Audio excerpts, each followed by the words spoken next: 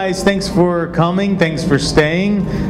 Sitting next to me are the director of Beasts of the Southern Wild and one of the producers. The director is Benh Zeitlin. The producer is Josh Penn. I'm going to just talk briefly about them.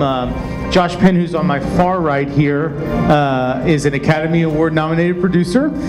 He has his films have won over 50 awards internationally, including, as I said before, Sundance's Grand Jury Prize and Cannes Camera d'Or. And in addition, Josh received the Sundance and Indian Paintbrush Producers Award. He's a nominee for Outstanding Producer in this year's Producers Guild Awards.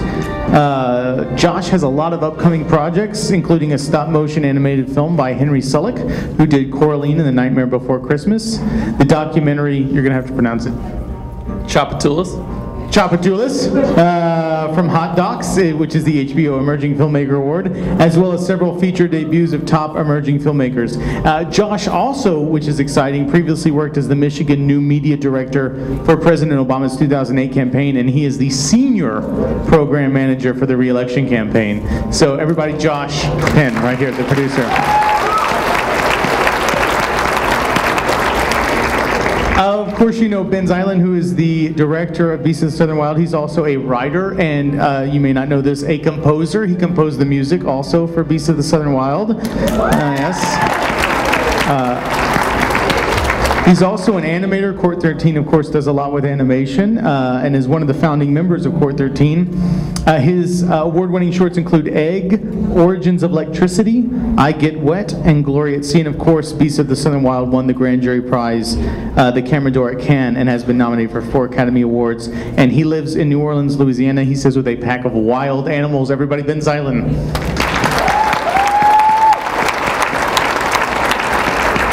What we're doing is just soliciting questions from the crowd. If you have a question, please line up behind this distinguished group of people right here.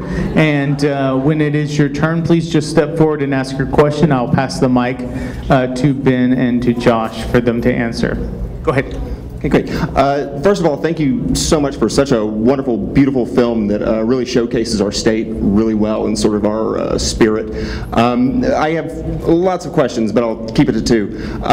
First of all, did you anticipate, I know this is your first feature film that you directed, did you anticipate the success that would come from this, all of the awards and that sort of thing, and how did you handle that? And also, any advice for an upcoming filmmaker in New Orleans?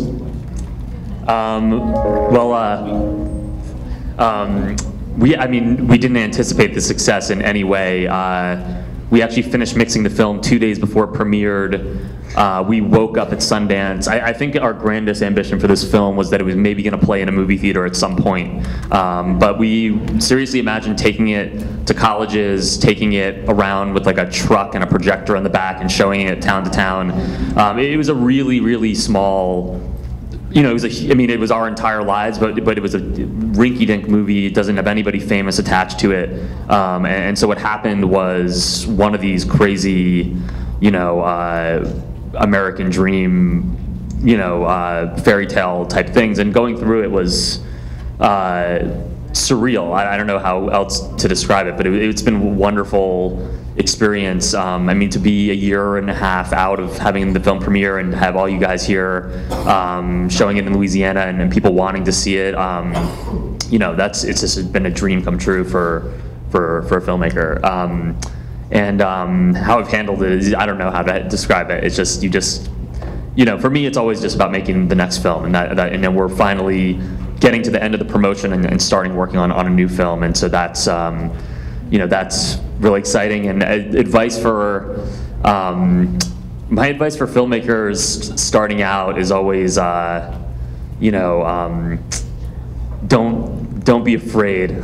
It's like, don't be afraid to be poor. Don't be afraid to be alone. Being poor and alone is a lot of the experience of the early days of kind of getting this started. And I think also, and this is a testament, I've known Josh for 6-8 years now. I've made this film with friends, people I met at college, people I grew up with my sister. Working with your friends is a really beautiful way to live, and it's actually a great way to make films too, as opposed to I think a lot of filmmakers make the mistake of, I've written something and I gotta wait for someone to give me the money, I gotta wait for someone famous to get attached.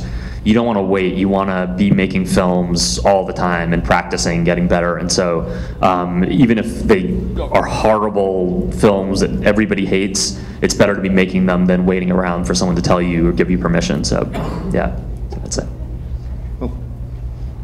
No, I mean, just on the first part, I think just in terms of it being a surprise that it came out, I think the biggest leap for me was when we got a theatrical release and I realized there'd be like a 2 p.m. screening in a city, and we didn't actually need to like hold every viewer's hands on their way to the theater. It was like, wait, people are at 2 p.m. are just gonna show up to watch something we made without us like screaming in their ear that they have to do it. Yeah, it's been a total surprise, and I think what Ben said as far as advice sums it up pretty well. I think also we made the film we really wanted to make, like, and just on the theme of not waiting, I think sometimes there's the idea of like do the thing like you don't really want to do so you can get to the thing that you want to do, and I think it's like tell the story you want to tell now, like if you live up to your own standards, that's kind of better than guessing what other people's standards are, and if you live up to your own standards, I think people respond very well. Okay, well, thank you very much again.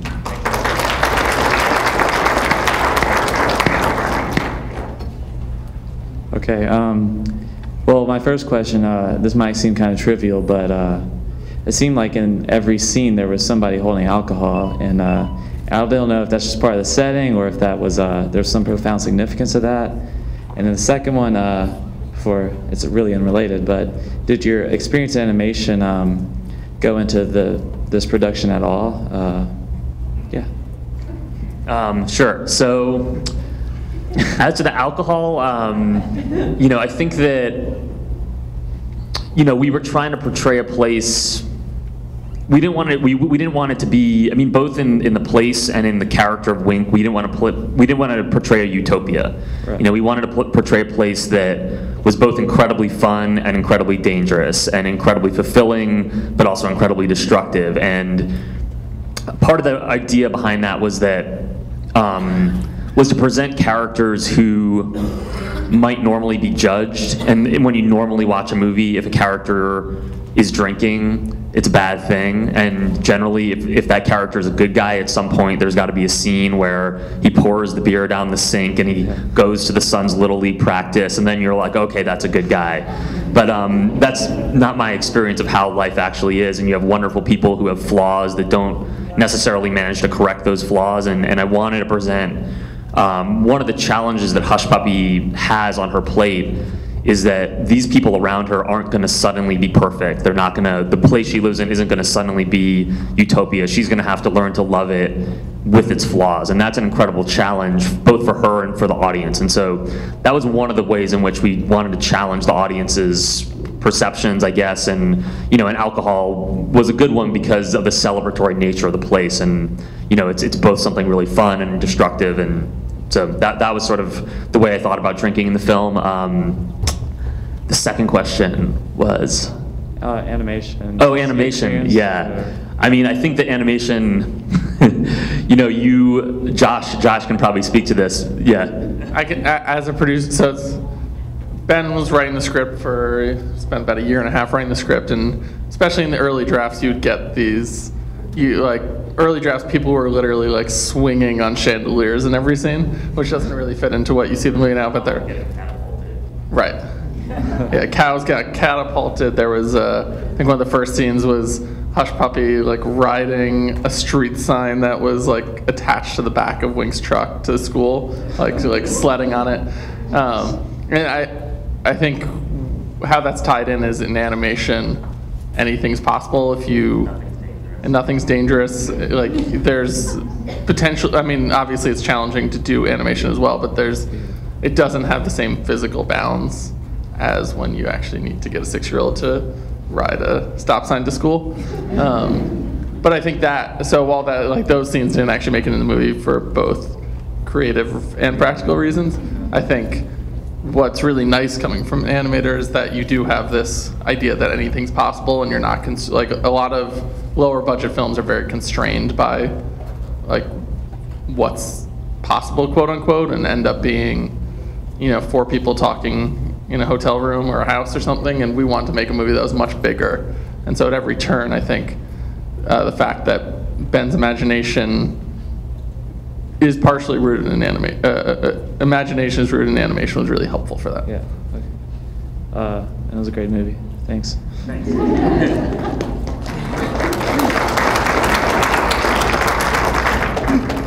Okay, so I'm a Houma native, much like Hushpuppy's actress. So it really hit close to home, especially for me, especially the you know, stubborn attitude about, you know, not entering the city because it's just a dangerous place. So I guess my question is, like, what attracted you to South Louisiana so much? Really I came, it's several different things. I came down to New Orleans, so I've been living in New Orleans, and then I decided that I wanted to make a film. I had in my head a film that was kind of about the end of the world, about the end of the road in specific, and I started driving basically down to the end of every road and seeing what was the very, very end. And it was a really interesting experience seeing how many ends of the roads are actually, they don't just end, they sort of, civilization kind of fades away and turns into oil industry, turns into something else, and you don't have a community there anymore that used to be there. And then this one specific place, this is in Pointe-Noire largely, and Ile-de-Jean-Charles, and when I got there, you know, the houses went right to the end, and the culture was clearly still hanging on right at the end, and I just found it really inspiring, you know, what it, and mysterious to me, like what does it take to survive there, like what is the fight and what is the battle and why do people do it and what does it mean, and all that really struck me in those particular bayous and on those particular roads, and you know, just incredibly inspiring people, and just a vibrancy. There was a vibrancy that still existed in spite of the conditions that I felt like I wanted to understand and tell a story about, and also just the, you know, on a very basic level, the hospitality of the people there, to take in somebody who's from completely outside that world and to help me and to teach me things. You know, the movie never could have been made without the community, and that was a community that really embraced us as a bunch of weird filmmakers, you know, wandering into a place where we normally wouldn't be. So, you know, all that, it's just a, you know, it's a beautiful, beautiful place. What else? How has the reactions between audience, you know, what's like, I don't know how to put this. I suppose like the reactions to audiences from outside Louisiana, how does that differ from the reactions from here? It's really funny. You guys would love it. People, like, as you travel away from Louisiana with this film, people think that this is a fairy tale. You know, you go to Europe and show it, and people you tell them the film's in America and about America, and they have never seen or heard of anything like this, and this is not what they think of when they think of America, and they don't know they just can't imagine a place like this exists. And so you show it overseas, you show it in the Ukraine, and people act like they're watching Snow White and the Seven Dwarfs or something like that. And it's interesting, in America, it's much different, and in America, you show it, and everywhere in Louisiana is the lower Ninth Ward. And there's no understanding that South Louisiana is different from New Orleans or anything's different from anything else, and so you have a totally more political reaction to the film, and then you show it, you know, in Louisiana, and you actually sort of get more what we were thinking of the film meaning. But I got to say, I mean, that what's wonderful, as disparate as those reactions are, and as vast the misinterpretations are, everywhere I've gone, people have really connected with the spirit of the characters and of the communities, and people relate it to their own homes. I mean, showing it in Japan, you know, people sort of connected it to the tsunami and the same kind of struggles that people go through on the fringes of society there, and really all over the world. So it's been amazing how little people understand about the specifics, but how much the kind of human spirit and the big themes of the film connect universally. It's been really, really cool to see, and amazing that we've gotten a chance to experience that. But you get some really funny reactions, people not understanding what's going on. Okay, thank you. Thanks.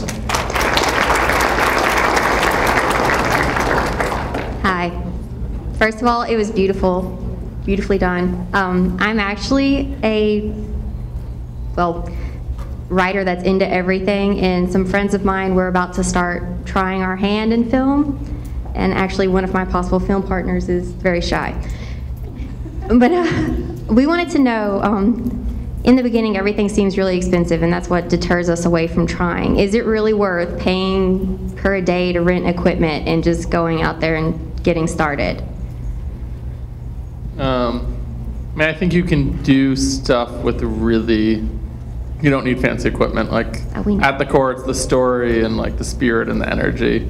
And at this point, I think you can, like I bet there's a cheap camera at the school somewhere. You can do it with still cameras a lot of the time. You can do it even with your phone maybe. And the most important part of it will transcend that. So I would not let that be the burden that stops you, I guess would be. So we've done stuff. I mean, we made a lot of choices that were not the fanciest choices on this film. We obviously had some resources, but you can definitely push your resources much further than you think. Yeah, and you don't want to be precious with it. I think film, people don't think twice about writing a poem or a song, but people for some reason get really scared about making a film, like you're only going to get to do one, or you only have one good idea, and it's not true. I have 5 short films that I show people, but I've made 25 short films, and 20 of them are absolute secrets because they're horrible films, So you gotta practice like anything else, and you're gonna make a bunch of really awful films, but you'll get better. It's like anything else. So and I do think it's important when you're starting out.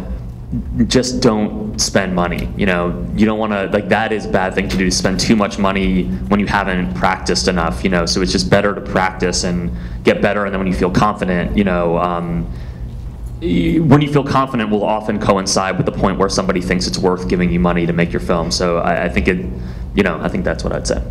And literally one of the 5 films that short films Ben is proud of was made in a $99 film contest. And so, it's animation in that case, but you definitely push what's possible for $99. Well, thanks. That was great. Hello. I have 2 questions. How did you come up with the concept? And in the film, it was a little unclear on what exactly Daddy died of, but from the hints that were given in the movie, was it tuberculosis? To the second question, that we didn't want people to know what he had, and in early drafts, people would talk about the disease, but everything in the film was about experiencing things from the point of view of this little girl who has no information whatsoever, and she doesn't know anything about what he has. And so we based the disease on something called leptospirosis, which is basically a bacterial infection that if you don't take care of it, it can cause your organs to degenerate, and it happens a lot in people that work in oil and work in mud. And so that was the basis, but we didn't, we didn't want to give you any information about it. We just wanted you to experience the way that a little girl would, who just, has her own interpretation of what sickness means. And so that was more important to us. But that was the disease that we were working with. The first question, say the first question again. How did you come up with the concept? Oh. How do we come up with it? It was really sort of 2 movies that 2 stories that combined. I started off being really interested in making this film about holdouts and about kind of the last stand and the people that refused to leave, and what I sort of found on, at the end of the road.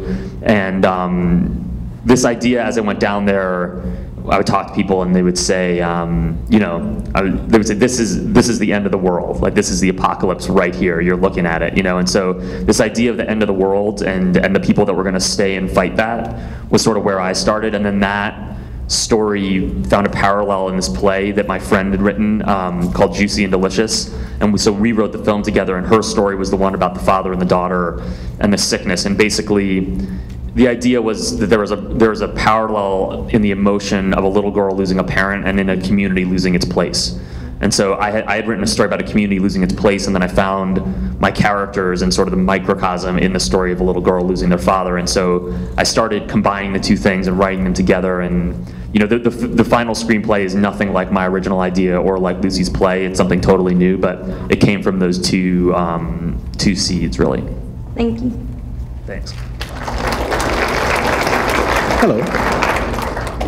As a theater and music major, I thought it was very impressive how you not only directed your own film, but composed the score for the movie itself, and I thought that was very commendable. What was your inspiration for the music of the film? It went through a lot of stages. Originally, we thought we were going to try to score the film with like a really Cajun score, that we were going to use Cajun music to score the film. And as we worked on it, it didn't feel like we had enough tools, you know, because I thought about, you know, I love Cajun music, but when I was 6, I don't know that I would have liked Cajun music, you know. I mean, I would have liked it, but it wouldn't have been, you know, and what I started thinking about is when I was 6 years old, how I would have movie music playing in my head all the time. I'd be eating my Cheerios and it would be the Batman theme song, and I'd be walking down the street, Indiana Jones would be playing, and so I felt like to express the feelings, because the music is really Hushpuppy's emotions, it's her thoughts and emotions, and so, you know, I felt like that's what was coming out of her heart, was more, my life is this great adventure, and that would be scored in a way that was more like a movie theme. And so what we tried to do was take a lot of instruments that were traditional, you know, use accordions, use sort of rickety percussion, use, you know, strings and sort of, you know, Cajun rhythms, but to use a palette that had a more cinematic scope and have the Cajun music fit in more. You know, you hear Cajun music when she's actually at a parade and she's listening to people play, but then as her thoughts wander, you see the sort of cinematic orchestration take that Cajun theme into a place that Cajun music would never go. And so that was kind of the early ideas, and it took us a long time to sort of figure out that the music was really coming out of Hushpuppy. It's like a broadcast, it's like her head is a broadcast station, and when she goes into her head, you're hearing what she's feeling, whether or not that's how the audience feels. And that took us a long time to get that working exactly.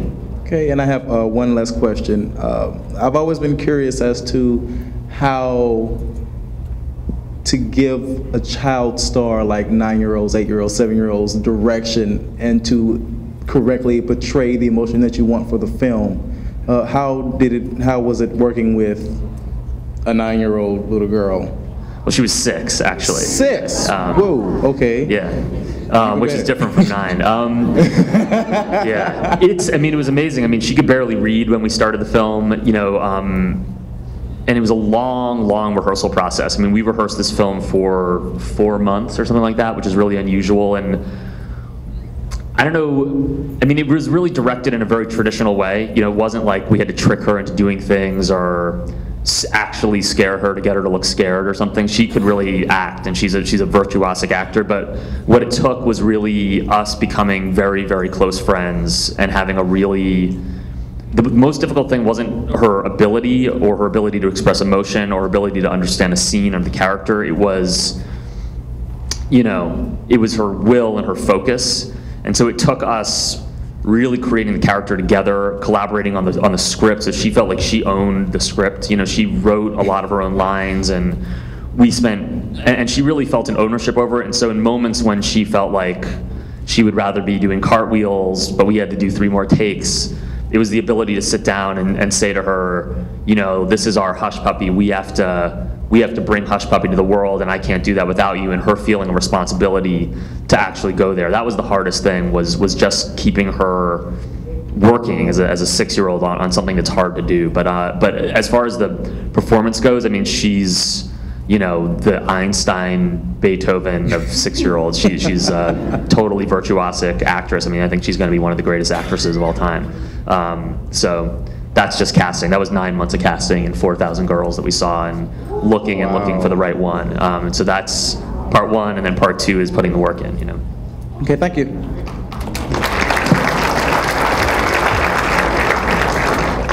Hi. Surprise, surprise. I have 2 questions as well.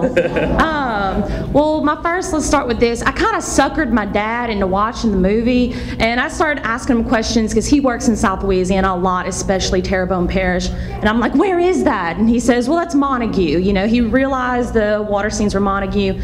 How did the Native Americans who lived there, how did they react to somebody filming in their home? Was this partially inspired by them, by their lives?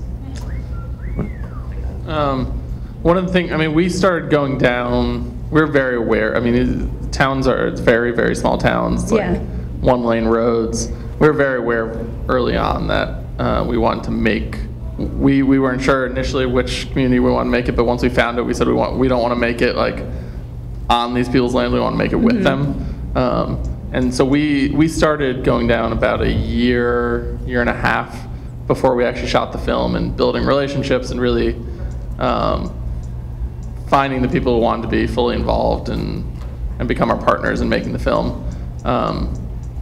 So I think generally there's a lot of goodwill towards us. We made a lot of friends, and like we brought the movie down there for a premiere, and did a premiere in the Montague Rec Center, and got people, just everyone who had given us a house or rented us a boat or lent us their chicken. I mean, literally, like everyone in the town did something to give to the movie. They all showed up, and we got this incredible warm response. But I think it really was about going and making it with them, rather than just like showing up and being like, oh, that's the big truck that's not letting me, drive where I want to drive right now. Yeah, and I think, it's one great thing for anybody that wants to make movies here. Movies are really a universal passport. It's incredible.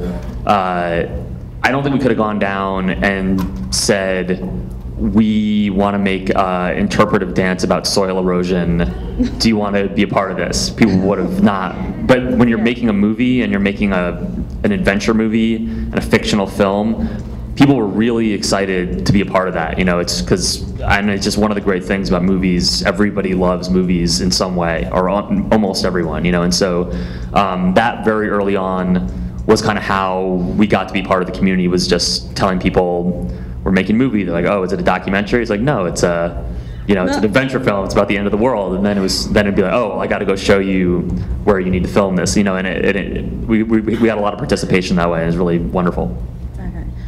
Man, I hope you didn't already answer this, but not knowing anything about Juicy and Delicious, I've always wondered, how did it translate on stage, especially with the water? Was there water in Juicy and Delicious? I mean, was that part of it at all? No, the Juicy and Delicious wasn't set in Louisiana. Okay. It was a surrealist, Dadaist, avant-garde comedy, where the Aurochs were like wearing pink tutus and doing ballet on stage. And, but it was extremely different. It's a totally different. What's the same about the play is the relationship between Hushpuppy and Wink, and this idea that the father's sickness is spilling out into nature. It was almost like we took that as if it was, if you were gonna say, I'm gonna do a version of Noah's Ark in southern Italy with no water and change this, and you sort of take the myth and then you reinterpret it in a new context. And so that's what we did with the play. But it was a great play. It was very different from this. Well, you made me want to watch the play now, but thank you for giving us something to be so proud of. I really appreciate it. Thank you. Okay, so I'm a high schooler, and I'm really interested in film and such, and I would kind of want to get my start, and I want to know how you exactly got your start. I basically got my start by I basically got my start by making movies from when I was in middle school until now. It was like something I did with my friends. We'd get together. We had a big VHS camera. We would edit. We would just press stop when we wanted the shot to end, and press start when we wanted the next one, and you could only do one take. We just were making movies however we could, and that progressed into getting interested in animation. I went and studied animation under some animators because I wanted to do bigger stories that I couldn't tell just with my friends and one camera. But from there, the senior thesis film I made in college won a minor award at a film festival. They gave me $99 to make another movie, so I made my $99 movie. I met a couple people who liked it. They wanted to help me make another film, which we made for I edited films for 2 summers and saved up enough money and got enough credit cards to make another movie. And then that film played at a lot of film festivals. Someone saw that at a film festival and gave us the money to make Beast of the Southern Wild. We played that at a film festival, and this huge company, Fox Searchlight, bought it, and now it's now we're here showing it. So that's the story. But I mean, it really is. It was just going from one film to the next film and trying to make movies every weekend, every time I had free time, just trying to get better, and eventually making something that a couple people liked, getting a chance to make something slightly bigger, and it built from making films, and that's not necessarily a pragmatic way to go about it. There's certainly ways of trying to get into the industry, which I never did. But yeah, I mean, I think it's a pretty distinct thing. We work completely outside the film industry, and we've been, struggling and poor for many years trying to do that. I think whether we had succeeded or not with this film, we would be thrilled with what we've done in our lives. And so that's always been my concept, is that you want to make films that you're proud of, and that's where you get the real gratification. And hopefully each time you make a film, someone gives you a chance to make another one. But it's just about doing it. Funny, Ben's story, I think that's absolutely right, but I made a film in high school. Generally, after college, I went down to make a film with Ben and threw myself to the fire, and sort of just been teaching myself with some good mentors ever since. But there's a film I made with my best friend in high school, just on weekends and after school, whenever we could find time. And I can literally trace the path from that film to Beast of the Southern Wild in one form or another, because it showed at his high school gallery show. Someone who graduated from his high school just happened to come to that gallery show when he was back in town visiting, invited him to Prague to be his work on his movie, which then that friend brought Ben to Prague to work with those animators, which then led to the Snowfall that he just said. So it does all, it's sort of really fun to play the game of actually watching one thing lead to another. And it's literally just two people like your film, and they'll get behind you in various different ways. Maybe they'll just jump on board and,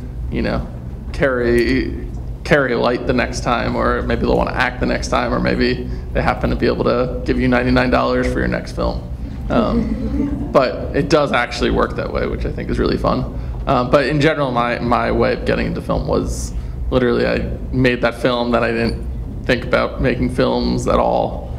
And then after college, went down to help on Ben's movie, Glory at Sea, which I started off basically as an intern production assistant. Didn't have any idea what I was doing, and by the end of that film, I was producing it. It was just one of those things where it fit, and I was willing to charge into the madness, I think, with enough joy and fury, and just sticking with it, that I've been able to thus far figure it out pretty well, and also know when I don't know something, and know to ask someone the question, so I don't just, drive the train off the track. Can I ask a second question? It seems like everyone else is. I'm interested in making a lot of films in Louisiana, because I love Louisiana, yay! So, is there any specific advice for filming in Louisiana? Personally, I've found it's amazing to make films here. One of the reasons is people are still really excited that you're making films here. Especially, maybe in Shreveport, they're now a little more tired of it, but I bet if you make a film here, it's people will be excited. It was like what Ben was just saying, to jump on board and help however they can, lend you their chicken if you need a chicken in the shot. And I think oftentimes you're told, if you want to make movies, move to LA, but people are actually really sort of tired of the ideas of people wanting to make movies, and it just becomes sort of a commerce. And I think here there's still an excitement and joy about art and movies and jumping board and helping people out. Yeah, I think it's a great opportunity here, having gone around the world with this film, that the culture of Louisiana is something that can translate universally. People are really excited about it everywhere I've been, and and it's not something that people have seen. Every movie you watch is basically all people that live in either New York or Los Angeles. And that's totally weird as an art form. You think about music. You have a different type of music coming from every different region of this country, but movies are still so young that it just is in two places. And so, I think that with all the tools that are here and the industry that's here, it's a great opportunity the way that, the way that New Orleans gave birth to jazz, the way that Chicago has its blues, the way that Seattle had its grunge. It's a great opportunity to be making movies in Louisiana because it is this new thing for people out there in the world. So that's been my experience. Also, the light's beautiful, and the personalities. I think had we made Beast in a different place, I don't know if we would have found actors with that same kind of spirit. I think you can really find people who don't even think of themselves as actors who are just have this incredible spirit that translates onto film. Well, it was a great film. I cried.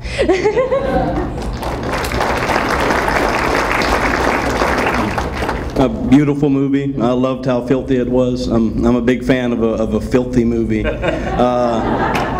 But I also like the dialects used. I like that you used local people.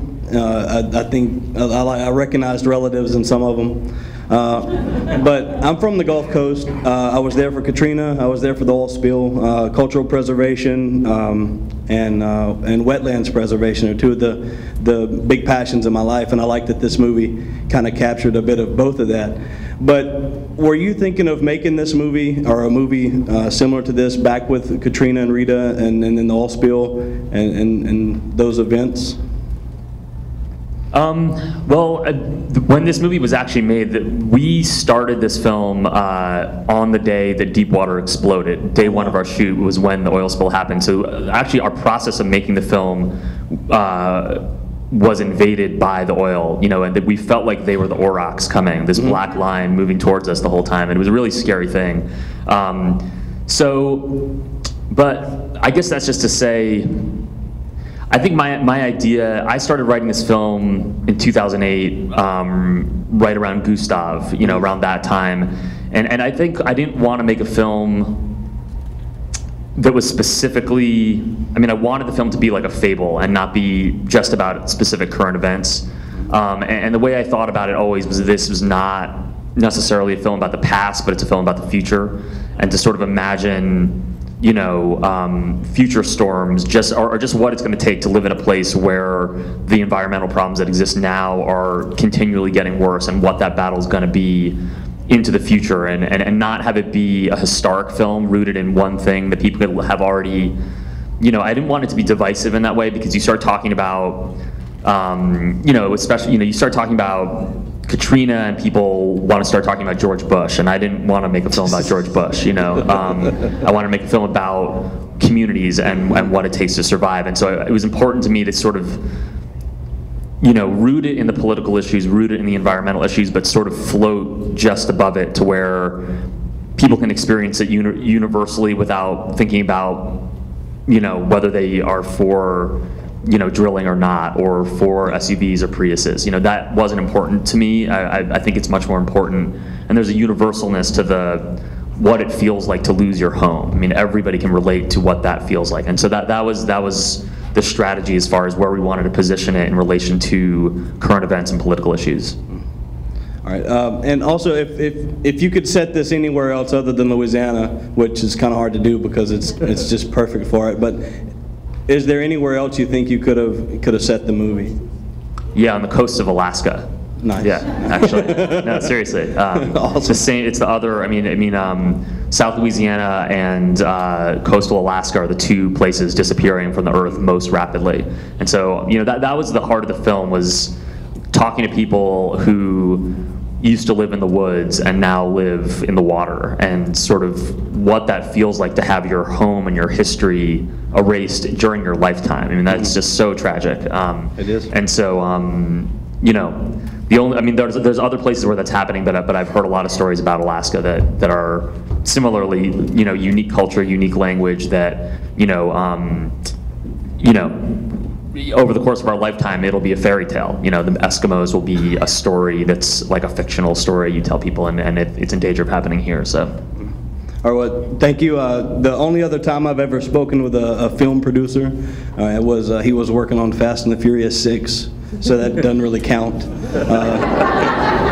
Thanks for the chance. We're doing Fast and the Furious 8 next. So. He's got a good thing going, I guess. I want to hear who your relatives are as well. But thanks, guys.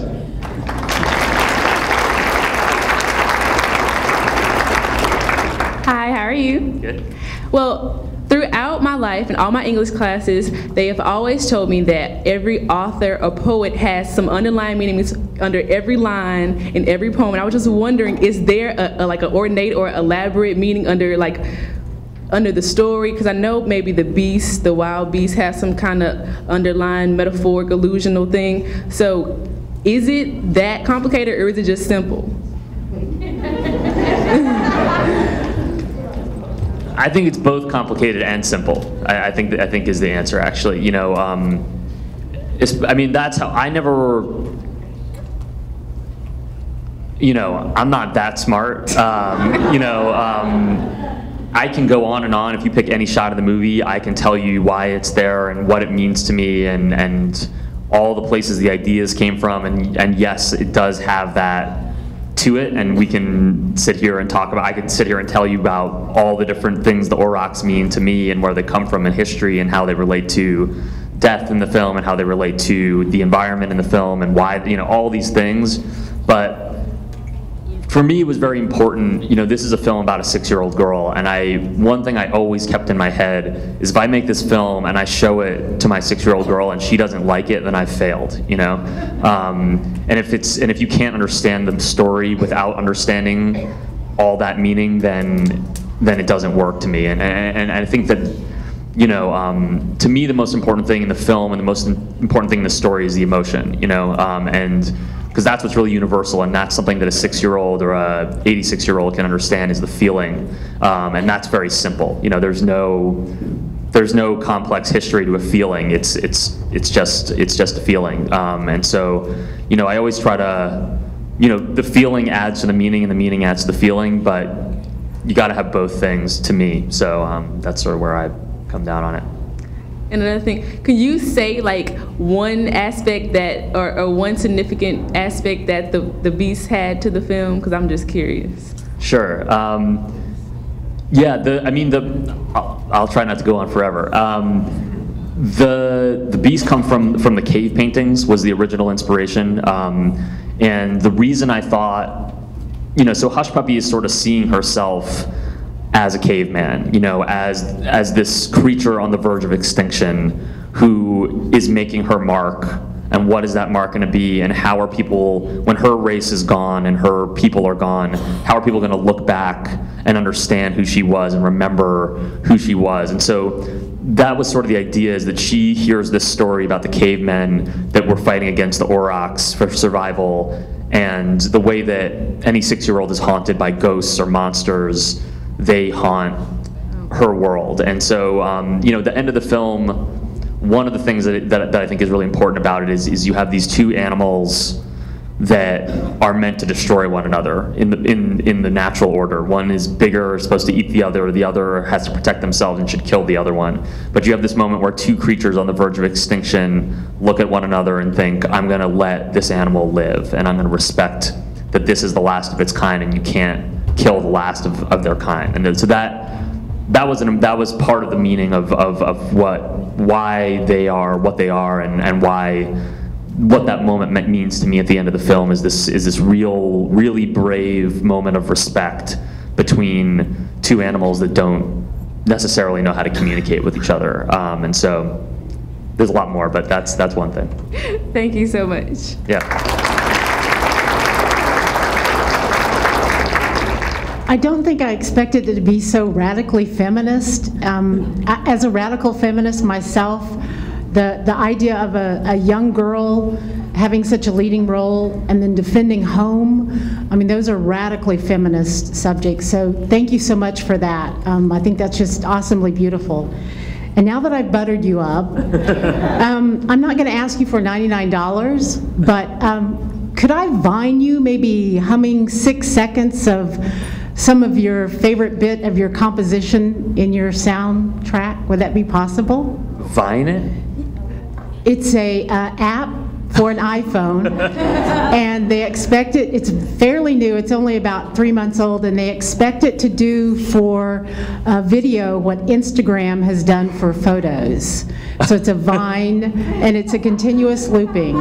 So if you're comfortable, I'd love to do it. If not, if you're not comfortable, I would just love to hear you, because you expressed how much music was a part of your life as a child, Yeah. and to be, I think, fortunate enough to do music and also film. I think that's wonderful. Yeah, well, why don't we do it after? Okay. Come and find me after, and I'll hum it not in front of a giant audience. I'm not a singer. You should get him some Cheerios, and then he can do like the eating Cheerios with the Batman theme. That'll be a viral hit. Good evening. I got one quick question. First of all, the film was just awesome. The part where she was embraced with the lady on the ship, was that a symbolism of her missing her mom, or was that her mom? This is the question that I don't answer, actually. That's the one. Oh, great. Sorry. But I think we can explain, like Ben said, you know, the whole movie is supposed to be through Hushpuppy's eyes, and Right.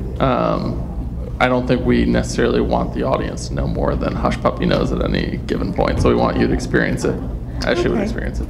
All right. I actually, yeah, a less snarky answer is that I actually don't feel like I know, and I tried to never answer that for myself, whether that was really happening or happening in her head, or whether it was some other random person, or whether it's actually her mother. You know, I think those are all open questions.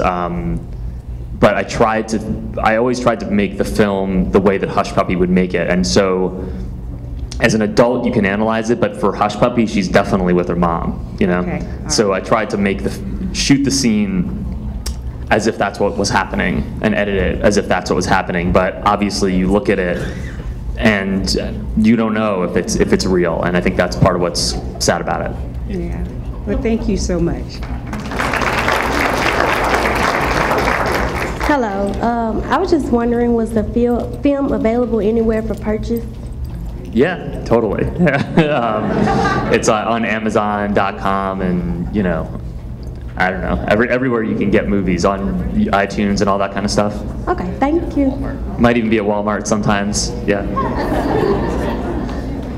Hi, I was just curious, you already kind of alluded to it in talking about your conception of the film, but how conscious were you of the kind of the overlapping literary genres that you've really tied together and made such a beautiful film? Because there are a lot of references to Greek mythology, especially with the Elysian Fields, but there's also a lot of magic realism and even a little bit of science fiction. Were you aware of that while you were making the film, or did it kind of come together? Probably most strongly Greek mythology. I think that's certainly the section of the film where she goes to Elysian Fields, when the boatman takes her across the water, and those elements I think were very much, you know, brought from you know, a lot of myth, nothing specific, but that general idea of the passage into the other side, you know. The rest of it, you know, I don't. The film is actually not that steeped in literary references for me. I think that more than trying to kind of do magic realism or do any sort of specific literary tradition, I was trying to make a film that captured the experience of being 6, which for me was full of magic. And, you know, I mean, things like I had an invisible friend for years and years, you know, that was there. You know, of course adults don't believe you, but I was absolutely positive this guy was sitting right there. And so when Hushpuppy is talking to her mother and she's not there in a chair, that wasn't for me magic realism the way that, you know, a cat will start talking in magic realism, or a broom will start flying in magic realism. To me, it was trying to realistically capture what it's about to be a 6-year-old kid, which is with time when magic and realism are totally fluid. So that's more what I was thinking than trying to reference something specific. But I think that probably that's what magic realism is about too. So there's a reason why they're connected. What about the science fiction aspects? I mean, I'm actually here with my science fiction class. Normally, yeah, I know. We were talking earlier. But to teacher, I think. I don't think that there's anything specific that I could. I honestly don't know science fiction literature that well, so I'll probably sound like an idiot if I start trying to talk about it. Well, you're welcome to come to our class if you ever need an education. Okay. Folklore is very relevant. Oh yeah, but folklore is very relevant. I think that if anything, folk tales and folk literature has a big role to play in it. Sort of classic stories and oral histories. And my parents are both folklorists, and so those kind of oral traditions and traditional stories probably played a huge role, and fables, things like that. Cool. Well, thank you very much.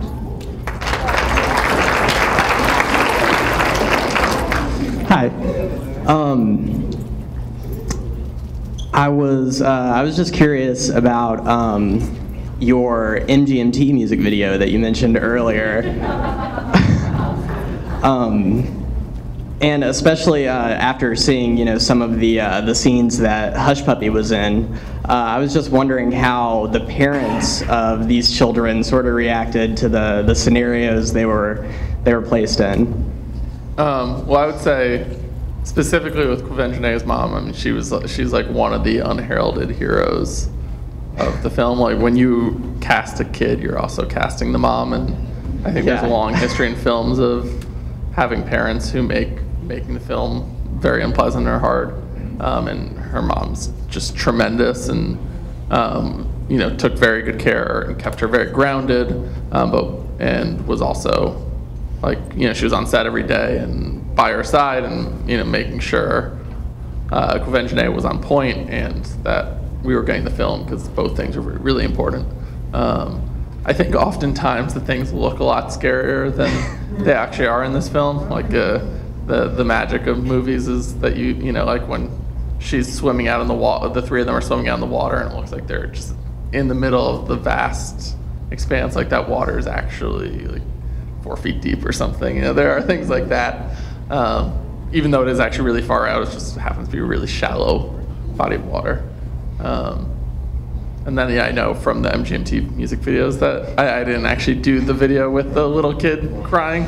We're not responsible for that video. Yeah, I can take no responsibility, but I also know it was like a similar thing where the mom was, a few feet away, and I think it was mostly the kid just being sad that his mom wasn't carrying him in her arms, rather than actually like seeing the monsters. Awesome, thank you.